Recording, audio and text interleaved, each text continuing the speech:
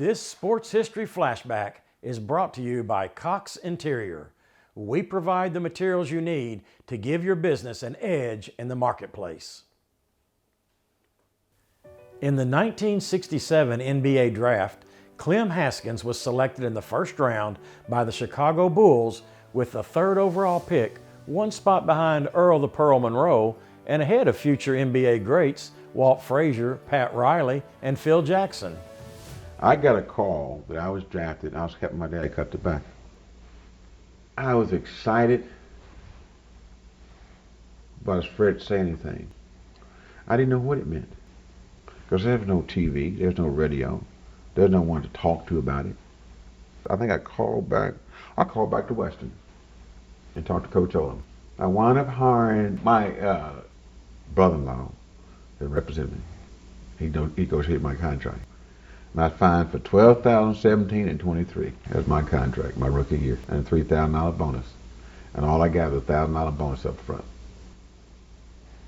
And I was tickled to death. Thought I was the richest guy in the world. I was signed for nothing. Bonus was not important. I just been drafted. I played pro ball. I played for nothing. Clem spent 9 seasons in the NBA, 3 with Chicago, where he averaged his NBA career best of just over 20 points per game and nearly 8 assists per contest during the 1969-70 season. Clem spent 4 years in Phoenix and 2 with the Washington Bullets, where he was teammates with future NBA Hall of Famers Wes Unseld and Elvin Hayes as the Bullets advanced to the NBA Championship Series in 1975. Clem Haskins retired from professional basketball after the 1976 season with the Bullets. He averaged just under 13 points per game and nearly 4 assists over his successful 9-year NBA career. Didn't take long, however, for Clem to realize he could not step away from the game he loved. I think it really, I think it probably ended my pro career with the Washington Bullets. I think is when I began to realize that I would like to coach, I think. I was with K.C. Jones and Bernie Bickerstaff, the 2 coaches at that time. So I started looking at it through the eyes of a coach. What would I do in situations? And I tried to give input to maybe to KC or maybe to Coach Bickerstaff.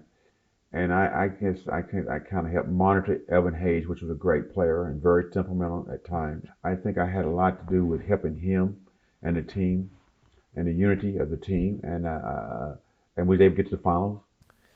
In 1978, Clem accepted an assistant coaching position on Jim Richards' staff at his alma mater, Western Kentucky University.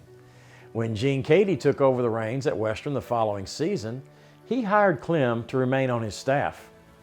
Clem was named the head coach of Western before the 1980-81 season and spent 6 years on the Hilltopper sideline, claiming 3 OVC regular season championships, 3 OVC tournament championships, and earning NCAA appearances in 1981 and 1986.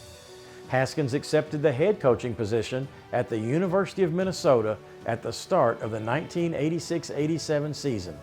In 13 years at Minnesota, Clem won an NIT championship, appeared in 6 NCAA tournaments, made 3 Sweet 16 appearances, and reached the Elite 8 twice, and in 1997, he led the Golden Gophers to the NCAA Final Four in Indianapolis. Clem Haskins accumulated 340 wins over the course of his 19 years as a head coach. Clem's career body of work as a player and a coach have been recognized by many organizations throughout his lifetime. In 1988, Clem was inducted into the inaugural class of the Dawhares KHSAA Hall of Fame. He was inducted into the Western Kentucky University Hall of Fame in 1991. Clem is an honored member of the WKU All-Century Team. In 2012, along with Rex Chapman, Richie Farmer, Darrell Griffith, Cliff Hagan, daughter Clemette Haskins, Bobby Keith, Jim McDaniels, Wes Unseld, and a number of other storied Kentucky legends, Clem was selected as a member of the first class of the Kentucky Basketball Hall of Fame.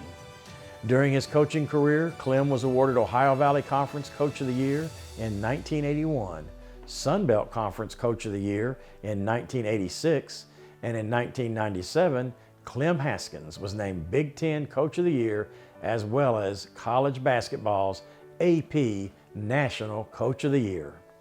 Clem is truly one of Kentucky's most talented all-time athletes.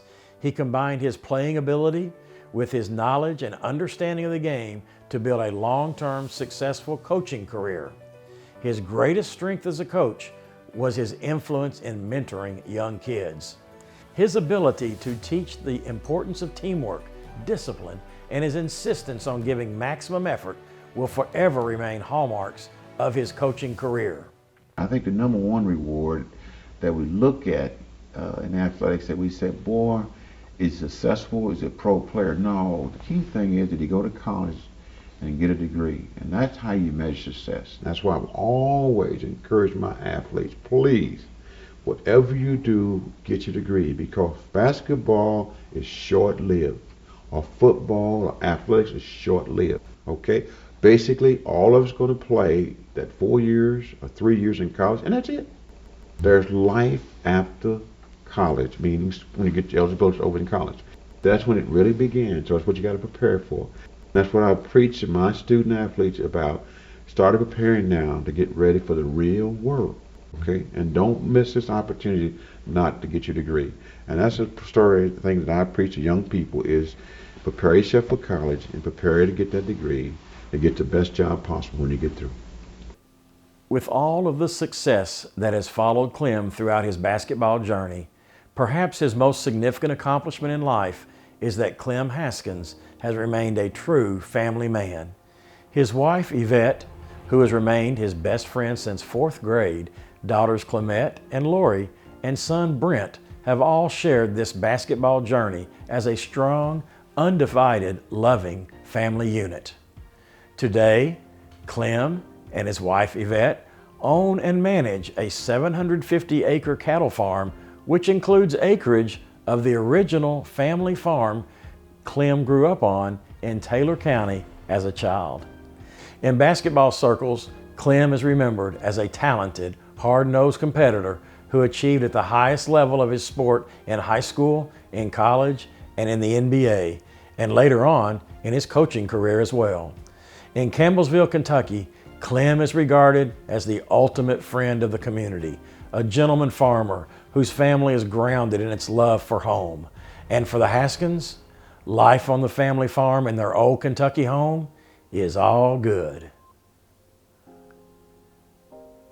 This has been Randy Mills with a sports history flashback honoring one of Kentucky's most heralded high school, college, and professional athletes, as well as one of our most outstanding college coaches, Clem Smith Haskins.